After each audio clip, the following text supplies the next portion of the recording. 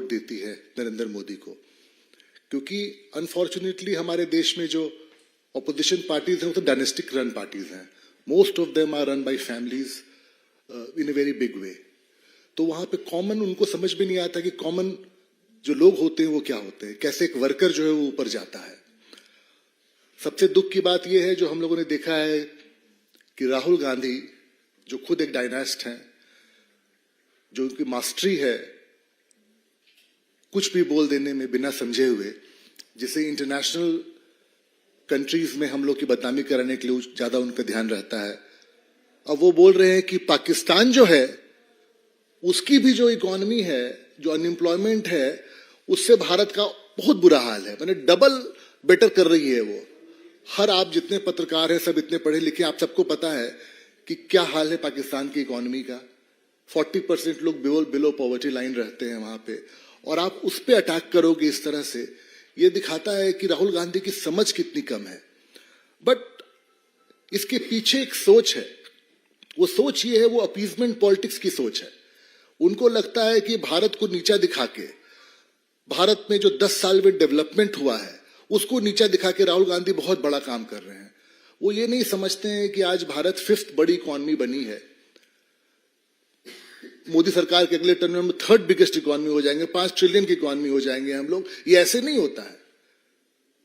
आप देखिए, घर हो, टॉयलेट हो, रोड्स हो, इलेक्ट्रिफिकेशन हो, लोगों को, फार्मर्स को, यूथ को, सारे सिस्टम को आप साथ लेके चलते हैं. बहुत ही सोच इसके पीछे जाती है जो नरेंद्र मोदी सरकार प्रोवाइड करती है. बट राहुल गांधी को इस पे कुछ नहीं देखना है. वो datas, economic strength of the country, किसी चीज को नहीं देखना चाहते हैं. उनको बस बोलना है कि हम तो पाकिस्तान से ही बुरा हाल है हमारा तो. और जो कर्नाटक में हुआ, जो आपने देखा, रिपोर्ट भी आ गई है कि एक राज्यसभा का एमपी ओथ लेता है और नाजिर हुसैन के ओथ में वो लोग किस तरह से पाकिस्तान जिंदाबाद करते हैं.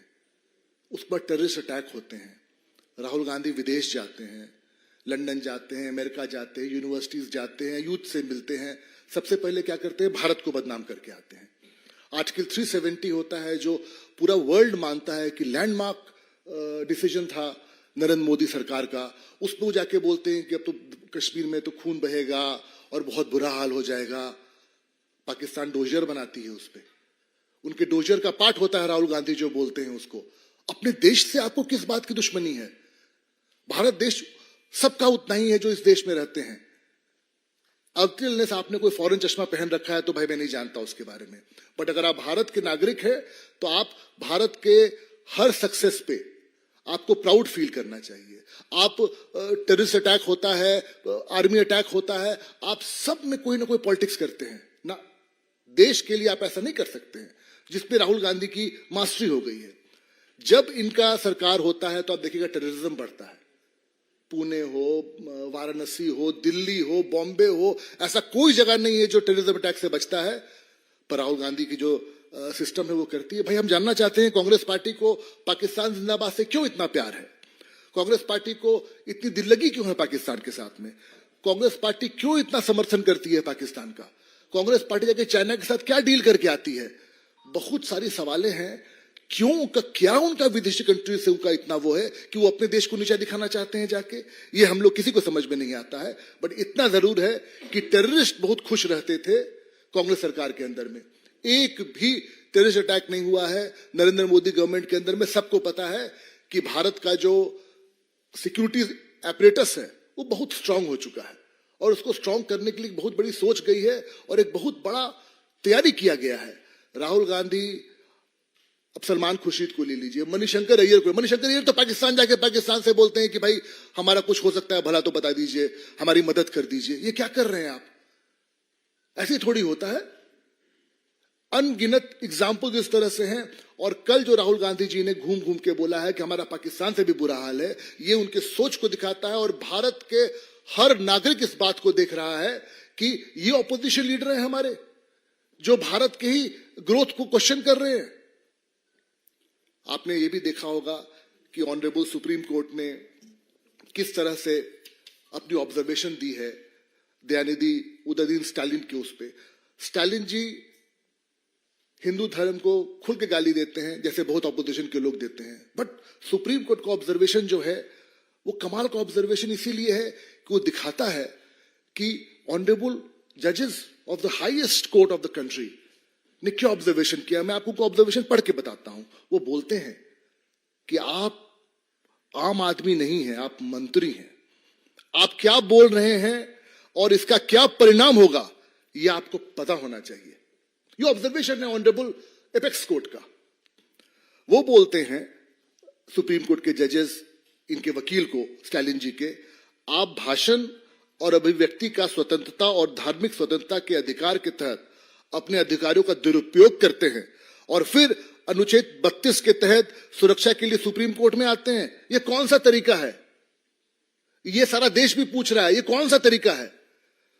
ऑनरेबल सुप्रीम कोर्ट बोलती है कि आप अनुच्छेद 19(1)(a) का दुरुपयोग करते हैं, आप अनुच्छेद 25 का भी दुरुपयोग कर रहे हैं। अब आप अपने ऊपर कार्रवाई से बचने के लिए अनुच्छेद 32 का प्रयोग कर रहे हैं ना? क्या आप नहीं जानते कि आपने जो कहा है उसका परिणाम क्या होगा? ये ऑब्जर्वेशन जो सुप्रीम कोर्ट का है ये लोगों को दिखा रहा है कि बंद करो हिंदू धर्म और रिलीजियस पॉलिटिक्स करना। आप जो बोलते हो वो बहुत इंपॉर्टेंट है, उस पर आप ध्यान दो। ये जो सारे ऑब्जर्वेशन है, ये जो गाली, बदनामी, अपमान, इसको भारत की राजनीति से हटाना पड़ेगा। इसीलिए नरेंद्र मोदी सरकार के हर मंत्री, हर बड़े नेता जाके डेवलपमेंट की बात करते हैं, रोड मैप बताते हैं कि हम यहां तक पहुंचे हैं, ये डेटा है उसको दिखाने के लिए, और हम थर्ड टर्म में क्या करने वाले हैं। भारतीय जनता पार्टी का हर कार्यकर्ता जो है वो घर घर जाके लोग को यही बता रहा है कि हमारा एजेंडा क्या है, हमने क्या किया और हम क्या करेंगे।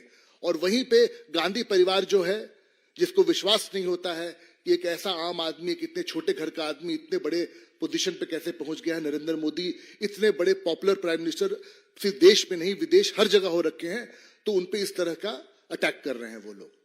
Thank you.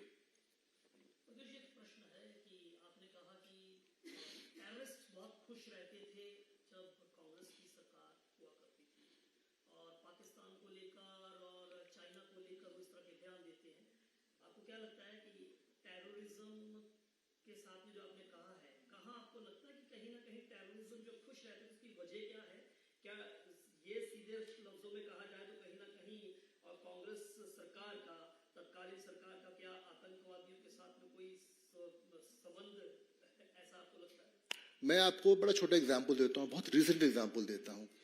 पाकिस्तान जिंदाबाद का नारा लगता है, सबसे पहले ऑनरेबल चीफ मिनिस्टर बोलते हैं कि नहीं नहीं ये तो कुछ भी नहीं है, ये सब गलत है, ये वीडियो गलत है, जब तक सीएफए का रिपोर्ट नहीं आ जाता है। डिप्टी चीफ मिनिस्टर बोलते हैं पॉलिटिकल राइवलरी है। आप पुलिस फोर्स को क्या स्टेटमेंट दे रहे हो? आप उनको ये बताना चाह रहे हो कि नहीं नहीं जो टॉप बॉसेस हैं वो इसको नहीं मारने, टेरर अटैक है, आईईडी ब्लास्ट है। भाई जो लोगों का जिंदगी का सवाल उठता है। हिम्मत है किसी टेररिस्ट फोर्स की कि बॉम्बे घुस जाए, पुणे घुस जाए। हम लोग के दिल्ली शहर में मार्केट्स के अंदर बॉम्ब ब्लास्ट होते थे, वो ऐसे थोड़ी होते हैं। जब तक आपके जो टेररिस्ट हैं जो भारत को गलत नजर से देख रहे हैं, जब तक उनको इस बात का श्योरिटी नहीं होती है कि भाई हिंदुस्तान में अटैक करेंगे तो बहुत सॉलिड काउंटर अटैक मिलेगा हमको, आसान नहीं है करना। आपको अपने बॉर्डर्स को स्ट्रांग करना पड़ता है, जो पोरस होते हैं उसको आपको जाके रोकना पड़ता है, तब जाके ये होता है।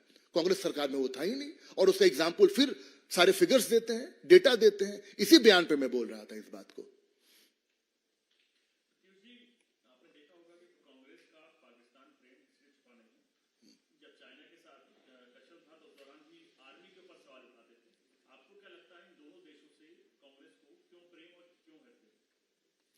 देखिए बेसिकली मुझे ये लगता है कि राहुल गांधी जी को ये लगता है कि सबसे आसान तरीका है कि विश्व भर में जाके भारत को बदनाम करो। उनको ये बहुत आसान सा तरीका लगता है। हिंदुस्तान में वो जब भी नरेंद्र मोदी को पर्सनल अटैक किए हैं, उनके कास्ट को लेके, उनके स्टाइल ऑफ वर्किंग को लेके, तो देश की जनता उतना ही बड़ा मेजॉरिटी देके उनको भेजती है। तो उनको ये बहुत ही आसान सा तरीका दिखता है कि भारत को अटैक करना है तो विदेश में जाओ, बदनाम कर दो, आर्मी पर डाउट कर दो। आप देखिए अरविंद केजरीवाल को, वो भी तो यही करते हैं। वो तो एजेंसीज पे ही डाउट कर देते हैं। कल हो कि आप सुप्रीम कोर्ट पे डाउट करने लगी है, कल आप हो के ऑनरेबल हाईकोर्ट की जजमेंट डाउट करने लीजिए, आप ईडी को बोलिए कि आप इन्वेस्टिगेशन मेरे तरह से करिएगा। ऐसे थोड़ी देश चलता है। हमारा देश एक कॉन्स्टिट्यूशन के फ्रेमवर्क में चलता है। जो कॉन्स्टिट्यूशन के लेड आउट फ्रेमवर्क है उसके अकॉर्डिंगली काम होगा हमारे देश के अंदर में, जिसको भारतीय जनता पार्टी मानती है। तभी तो लोग आपको वोट दे रहे हैं ना, लोग ऐसे थोड़ी वोट देते हैं आपको।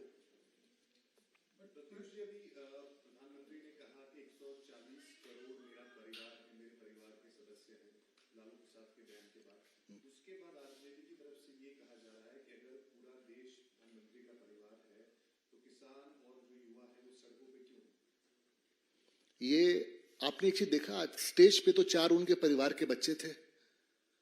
You have to understand the psyche which is at work when it comes to RJD or most of these families which are family run political parties. They cannot conceive a political situation which is beyond a family's framework. So उनको तो इस तरह की बातें करनी है। नरेंद्र मोदी जी आज नहीं, जब वो पॉलिटिक्स में आए, पब्लिक लाइफ में आए, जब सेवा में आए देश के, तभी से उन्होंने बोला है कि हमारे लिए तो देश का सेवा ही सब कुछ है। उनके लिए कोई परिवार थोड़ी है कि वो 9-10 बच्चों का परिवार होगा उनके लिए, वो ऐसा नहीं है। आरजेडी कभी सोच ही नहीं सकता है। आप बताइए किसी पॉलिटिकल पार्टी में कोई इलिटरेट आज के जमाने में, जब हिंदुस्तान की लिटरेसी रेट इतनी है, 8वीं 9वीं पास बच्चा कोई मुख्यमंत्री और मंत्री बन जाएगा? भाई हमारे देश में तो, हमारे पार्टी में तो ऐसा नहीं होता है। जबकि एजुकेशन आपके पास आज है। आज नरेंद्र मोदी सरकार हर को एजुकेट कर रही है। चलिए पिछले जब कांग्रेस का जमाना मालूम है कि जिसमें एजुकेशन उतना प्रेवलेंट नहीं था, लोग नहीं पढ़ पाते थे, आज तो आपके पास सब कुछ है। उसके बाद आप इस तरह की बातें कर रहे हैं बिकॉज उनकी सोच ही इस तरह की है, नैरो माइंडेड सोच है। जो अखिलेश यादव के लिए भी यही सही है, ममता बनर्जी के लिए भी यही सही है, साउथ में कितनी पॉलिटिकल पार्टीज है जिनके लिए यही सही है। So if you don't have a vision which is beyond your immediately family and blood, how do you conceive the growth of this nation? You can not.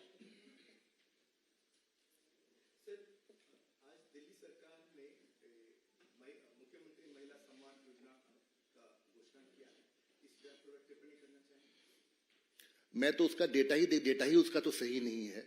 वो जितने लोग को बोल रहे हैं हम 1000 रुपीज देंगे, उतना पैसा कहां से लाएंगे? See if you pump in all the money which you have at your hand, this is advertising. जहां आपके 3-3 मंत्री जेल में होते हो, आप खुद भागे भागे ईडी से फिर रहे हो, ये तो एक पॉपुलर पॉलिटिकल मूव है उनका। अगर वो दिल्ली की इकोनॉमी को स्ट्रांग बनाए होते, दिल्ली का इंफ्रास्ट्रक्चर बढ़ाए होते, दिल्ली में कुछ नया लाए होते, जो कुछ भी दिल्ली का डेवलपमेंट हुआ है सब सेंटर ने किया है। क्योंकि आपको तो विजन नहीं, आपको तो एक शराब पे दूसरा शराब का बोतल फ्री देना है आपको। तो इस तरह का इलेक्शन राउंड द कॉर्नर है। आप कुछ बोलिए, नहीं बड़ी अच्छी बात है कि सबको पैसा मिले, हमें कोई दिक्कत नहीं है, बट आपके पास इकोनॉमी कहां है देने के लिए? और आज का जो भारत की जो जनता, खास करके दिल्ली की जनता है, भाई ये शहर में हर जगह के लोग रहते हैं। मैं बिहार से आया हूं, मैं यहाँ रहता हूं, मैंने यहाँ पढ़ाई किया, यहाँ नौकरी किया, यहीं रहता हूं मैं। साउथ से लोग यहाँ रहते हैं, हिंदुस्तान के हर कोने से लोग रहते हैं यहाँ पे। ये तो एक रेनबो है भारत का, दिल्ली शहर जो है। तो आपको लगता नहीं कि लोग को समझ में नहीं आता है? वो देख रहे हैं कि हमारे यहाँ तो पानी नहीं है, दिल्ली जल बोर्ड के अंदर में मीटर ही नहीं चल रहा है, बिजली के बिल की इतनी बुरी हाल है, हर जगह तो करप्शन का केसेस लॉन्च्ड है।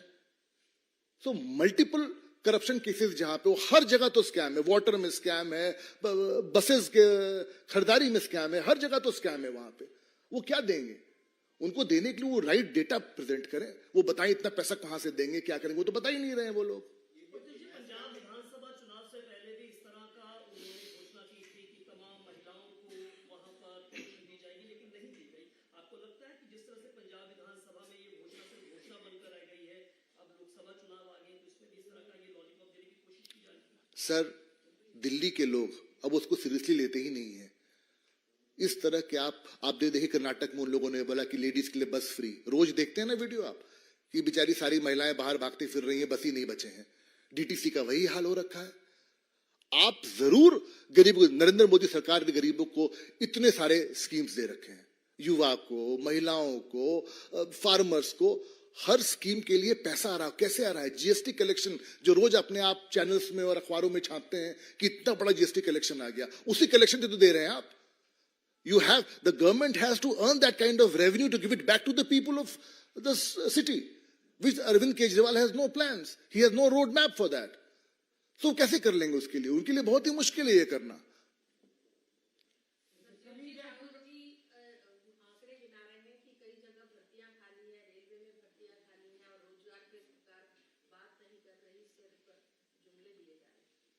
Ma'am, when your government is falling in Himachal और आप विदेश घूमने चले जाते हो, तो आपकी पॉलिटिकल सिंसियरिटी और सीरियसनेस वहां रिफ्लेक्ट करती है। राहुल जी कभी बैठ के पढ़े हैं कि पाकिस्तान की अर्थव्यवस्था का क्या हाल है?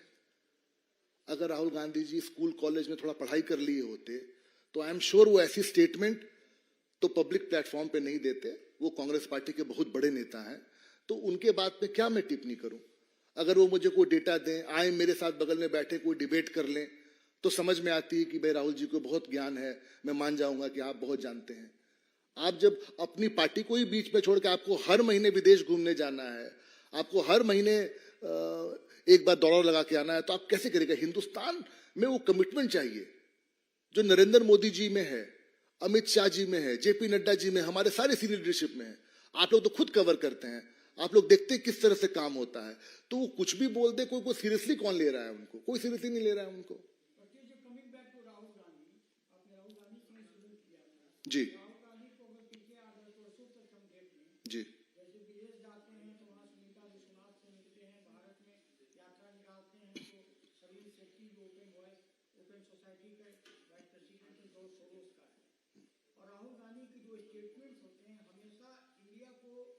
डिफेंड करने वाला होता है, तो इसके पीछे क्या आप ये जॉर्ज सोरोस जैसे संगठन का भी हाथ देखते हैं, या उनके ये डीप स्टेट के ये टूल बन चुके हैं? ये जो आप बोल रहे हैं सर, बहुत ही इंपॉर्टेंट क्वेश्चन है और बहुत डिस्टर्बिंग क्वेश्चन है। बहुत सारे एडिटोरियल में पढ़ता हूं मैं जो आप जैसे लोग लिखते हैं, और ये एक बहुत ही डिस्टर्बिंग ट्रेंड राहुल गांधी जी ने शुरू किया है। मैं उसको बोलूंगा उनकी पॉलिटिकल इमेच्योरिटी है कि वो समझते नहीं 140 करोड़ का देश है ये। आज हिंदुस्तान में, वर्ल्ड में कहीं भी जाइएगा तो हिंदुस्तान के लोग बहुत प्रोमिनेंटली प्लेस्ड हैं, और वो लोग भी हंसते हैं इन पे। तो राहुल गांधी जी को इस लेवल की बात समझने में उनको समय लगेगा उनको, और मैंने पहले भी बताया था, मैंने शुरू इससे किया था। Thank you very much, thank you.